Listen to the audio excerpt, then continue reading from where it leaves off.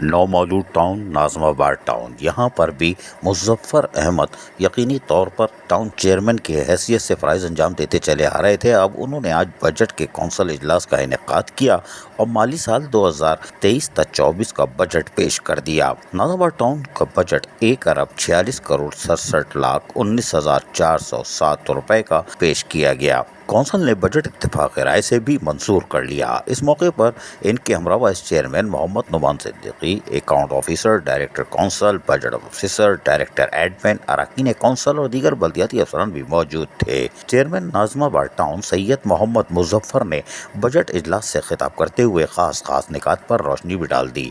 Budget میں بلدیاتی خدمات کی مد میں مبلغ 45 کروڑ 37 لاکھ روپے کی رقم مختص کی گئی ہے۔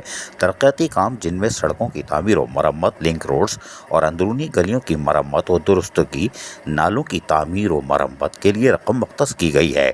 پارکس، پلے گراؤنڈ کی بحالی اور تزئین و آرائش کے لیے رقم مختص کر دی گئی ہے۔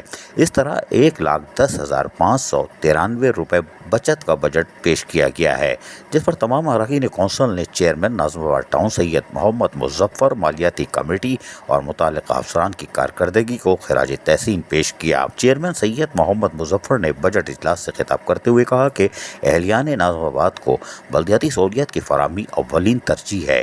انہوں نے کہا کہ ناظم آباد ٹاؤن کی انتظامیہ صفائی ستھرائی اور عید قرباں کے موقع پر علائش اٹھانے اور انہیں ٹھکانے لگانے میں دشواری کا جو سامنا کرنا پڑا تھا، لیکن چونکہ صفائی ستھرائی کا کام حکومت کی جانب سے Sindh solid waste management board انجام دیتا ہے، محکمہ بلدیاتی اداروں کے لیے پریشانی کا باعث بننے کے ساتھ ساتھ منتخب نمائندوں کے اختیارات سے بھی باہر ہے۔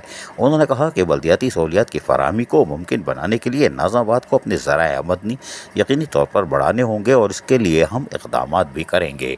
عزیز عارف، KBS بلدیاتی نیوز کراچی۔ ایسی ہی خوبصورت ویڈیوز فیوچر میں حاصل کرنے کے لیے ریڈ بٹن پر کلک کر کے اور بیل آئیکن کو پریس کر کے ہم سب کے سبسکرائبر بننا مت بھولیے۔